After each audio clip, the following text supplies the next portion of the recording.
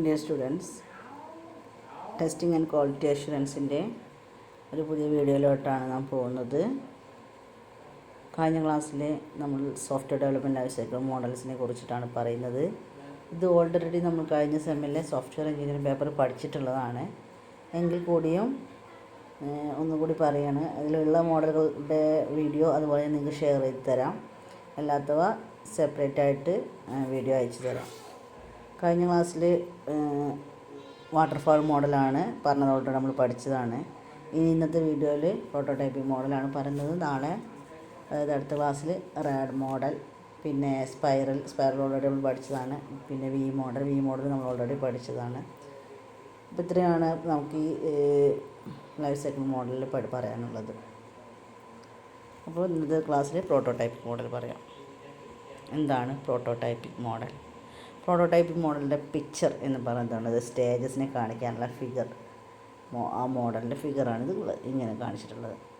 അതിൽ മെയിനായിട്ടും 5 സ്റ്റേജുകളാണുള്ളത്. ഒന്ന് quick plan, communication, quick plan, modelling, quick design, construction of prototype, deployment, delivery and feedback. ഒന്ന് communication, അതായത് കസ്റ്റമറുമായിട്ട് communication നടത്തുന്ന ആ ഒരു stage communication first. Quick plan എന്ന് പറഞ്ഞാൽ പെട്ടെന്നായിരുന്നു പ്ലാനിങ് ഒക്കെ ഡെവലപ്പ് ചെയ്തതുകൊണ്ടാണ് ക്വിക്ക് പ്ലാൻ എന്ന് പറയുന്നത്. അതേപോലെ തന്നെ മോഡലിങ്ങും ഡിസൈനിങ്ങും, modelling, quick design.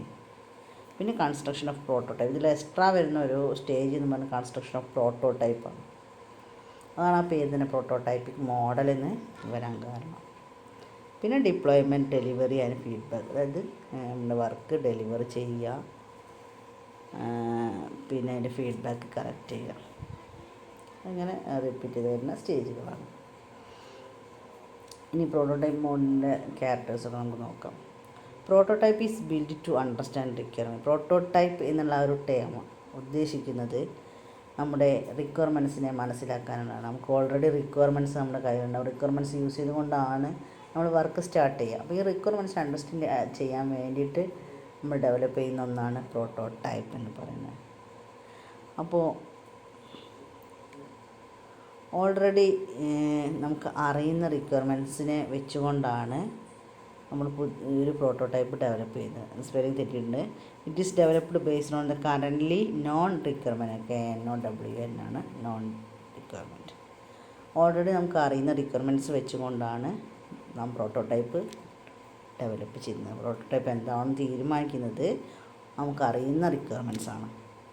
By using this prototype, the client can get actual feel of the system. ഈ ഒരു പ്രോട്ടോടൈപ്പ് കൊണ്ട് തന്നെ ക്ലയൻറ്റ് അല്ലെങ്കിൽ കസ്റ്റമറിനെ സിസ്റ്റം ശരിക്കും മനസ്സിലാക്കാൻ കഴിയും. ആണ് പ്രോട്ടോടൈപ്പ് പറഞ്ഞൊരു ശരിക്കും പറഞ്ഞൊരു ഇൻ്റർഫേസാണ്.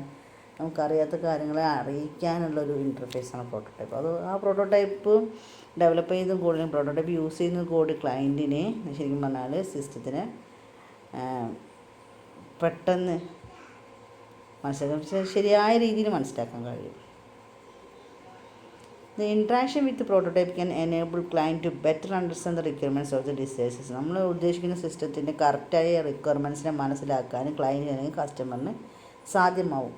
അതെന്താണ് ഈ പ്രോട്ടോടൈപ്പുമായി ഇൻട്രാക്ഷൻ. പ്രോട്ടോടൈപ്പ് ഡെവലപ്പ് ചെയ്യുന്നതാണ് ഓൾറെഡി നമുക്ക് അറിയുന്ന റിക്വയർമെൻറ്റ്സിനെ വെച്ചുകൊണ്ടാണ് പ്രോട്ടോടൈപ്പ് ഡെവലപ്പ് ചെയ്യുക. ഈ പ്രോട്ടോടൈപ്പ് കൊണ്ട് തന്നെ കസ്റ്റമർ അല്ലെങ്കിൽ ക്ലയൻറ്റിന് പെട്ടെന്ന് കാര്യങ്ങൾ അണ്ടർസ്റ്റാൻഡ് ചെയ്യാൻ പറ്റും, റിക്വയർമെൻറ്റ്സിനെ മനസ്സിലാക്കാനും കഴിയും. Prototype is an attractive idea for complicated and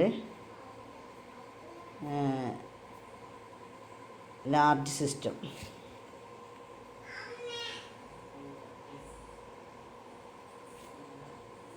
Prototype is attractive idea for complicated and large system. എന്താണ് ശരിക്കും പറഞ്ഞാൽ കോംപ്ലിക്കേറ്റഡ് ആയ അല്ലെങ്കിൽ വലിയ സിസ്റ്റങ്ങളിൽ ഈ പ്രോട്ടോടൈപ്പ് പ്രോട്ടോടൈപ്പ് ഡെവലപ്പ് ചെയ്യുന്നുണ്ട്. എന്താണ് വർക്ക് സിമ്പിളാക്കാൻ പറ്റും. ശരിക്കും പറഞ്ഞാൽ ഒരു മാനുവൽ പ്രോസസ്സല്ല, മെഷീൻ പ്രോസസ്സ് തന്നെയാണ്.